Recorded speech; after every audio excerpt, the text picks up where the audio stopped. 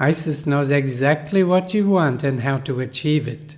She personifies the power to summon and make things manifest through the sound of the human voice, the process of invocation.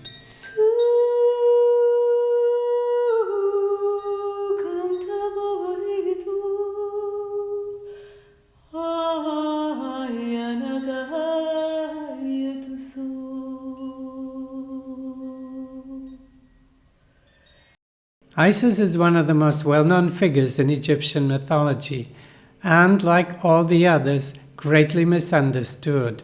So let's make it clear, she's not a goddess. She's a netta, which is a personification of a cosmic law. And the law she represents is invocation, a word rarely used nowadays, so let's look into it a bit, because like Isis herself, its name has been tarnished, although it's an essential tool to achieve the things you want or need. The word is derived from the Latin invocare, which literally means to give voice to, and that's exactly what this sacred process involves. Through the sound of your own voice, you summon what it is that you desire, but you need to know how and what to invoke for it to work.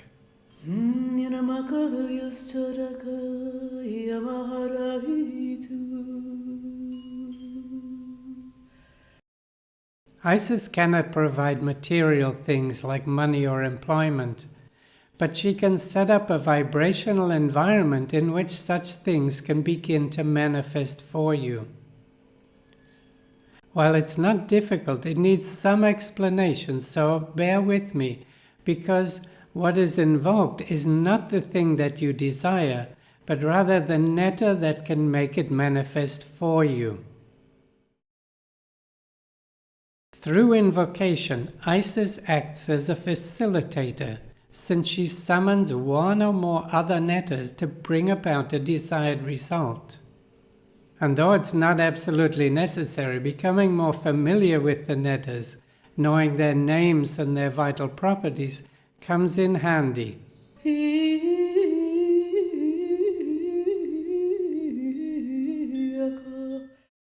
Every netta represents a cosmic law, and each one embodies a divine quality or attribute of Ra or God himself. And we humans have the seeds of these same faculties within us. The great Sufi master Ibn Arabi said, "Angels are the powers hidden in the faculties and organs of man." We think of angels as benevolent beings that endlessly carry out the will of God throughout the entire universe. Can we not say the same about the nettas? Because Ibn Arabi tells us that aside from their physiological functions, each of your organs and glands is also the seat of a cosmic function or netta. And seeing the nettas as angels might be a new and useful way for you to view them.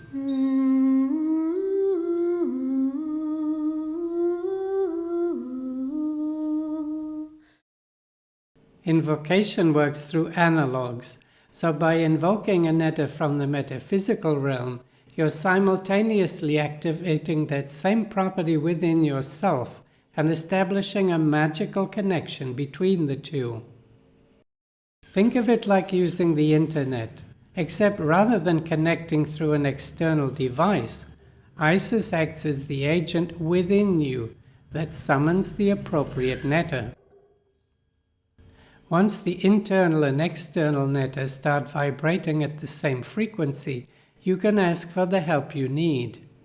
But if you're not connected, the signal cannot reach you.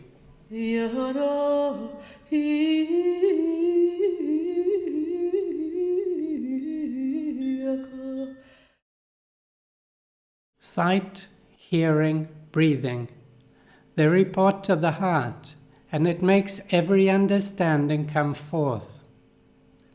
As for the tongue, it repeats what the heart has devised. In this way all the nettas were born, for all divine speech came about through what the heart devised and what the tongue commanded. Written on the Shabaka stone, these words come from the temple teaching of Memphis, and they're pivotal to our understanding of invocation, since this process requires both your heart and tongue to be focused on the thing desired. The intensity of your focus is what dictates your degree of success, and therein lies the secret. While largely unknown in the West, invocation is still practiced in many other parts of the world, and here in Egypt it forms an essential part of many Sufi rituals, such as chant or ritual dance, which are a living continuation of very ancient traditions. Through pulsating rhythm and vocal repetition, both the heartbeat and the breath are brought into vibrational alignment, and keeping it up for a longer period firmly connects you with the netta that can begin to manifest what you desired.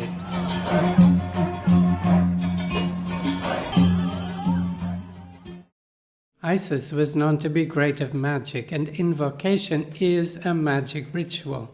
So while knowledge and awareness of the nettas is not so common these days, through invocation many things can be regenerated and rediscovered, since they already exist in your own innate consciousness.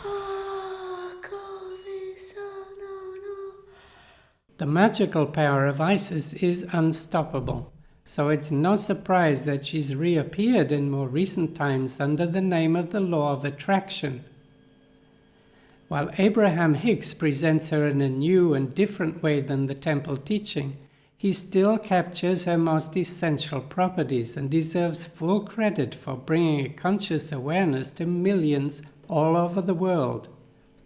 Yet for me, its practical application is left a bit vague.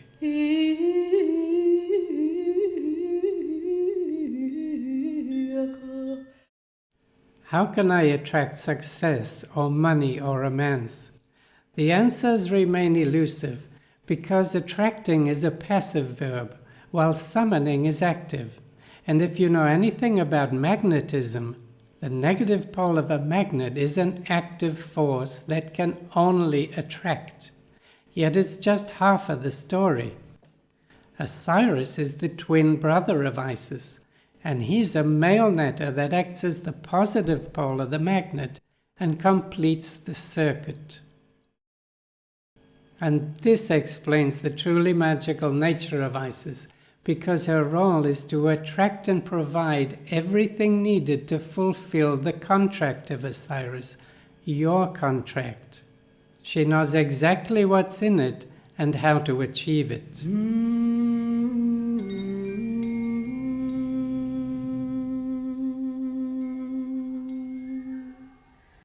Many coffins and sarcophagi depict Nephthys over the head of the mummy and Isis under its feet.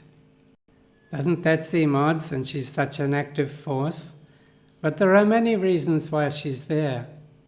Symbolically, the mummy represents Osiris. So kneeling under his feet shows her servile relationship to him in providing all that he needs. Another is because the soles of your feet are where you firmly stand. Plus, they're also what enable you to run around. And Isis had to run all over to gather all the things needed to fulfill the contract.